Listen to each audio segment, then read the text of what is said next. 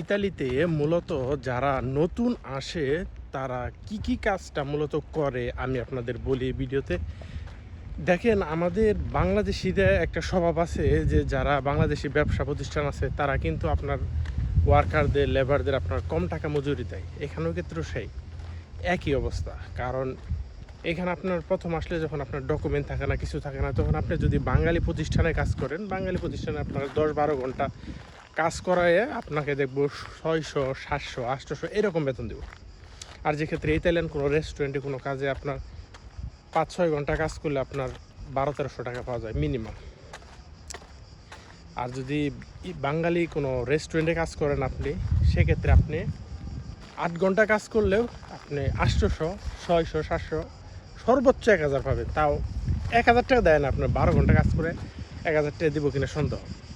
এখন এইখানে মূলত ইউরোপে বাঙালিরা বেশিরভাগ আসলে আপনার লাবাজ্য মানে গাড়ি ধোয়ার কার ওয়াশ, এই লাবাজ্যের কাজটা একটু করে বেশি, আর রেস্টুরেন্টের কাজটা করে। লাবাজ্য রেস্টুরেন্টের কাজ, আর মনে করেন বিভিন্ন বাংকার, এখানে বিভিন্ন ফলের বাংকার, সবজির বাংকার, বিভিন্ন বাংকার আছে। এই সমস্ত বাংকারে নতুন অবস্থায় কাজ করে। আসলে নতুন অবস্থায় ইতালিতে আসলে আপনি আহামরি যে ইনকাম করতে পারবেন তা না।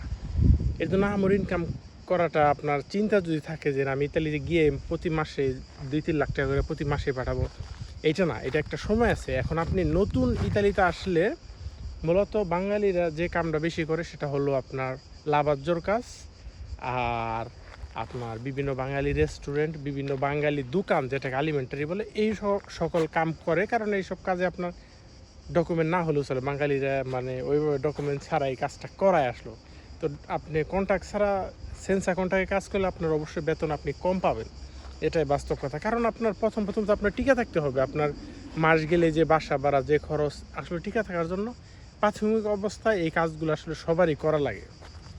তো মনে করেন আপনি যখন নতুন, আপনি বৈধভাবে আসেন অবৈধভাবে যেভাবে আসেন না কেন, প্রথম আসলে দেখা গেল আপনার রেস্টুরেন্টে যদি কাজ করেন আপনি থালি বাসন ধোয়ার কাজই করতে হবে আর কি। যখন আপনার এক্সপিরিয়েন্স ভালো, আস্তে আস্তে আপনার পজিশন ডেভেলপ হবে। এই জন্য যারা নতুন আসবেন তারা টিকে থাকার জন্য ইতালিতে যে কাজটাই পাবেন এত বাছাকুচি করবেন না, সেই কাজটাই করবেন। কারণ আপনাদের তো যাতে বাসার থেকে টাকাটা না লাগে, কারণ এখানে প্রচুর খরচা। আপনারা তো জানেন, আপনি এত লাখ টাকা দিয়ে এত কষ্ট করে আসার পরে যদি বাসার থেকে আবার টাকা নিয়ে আসেন, আসলে এর চাইতে কষ্ট আসলে কিছু নাই।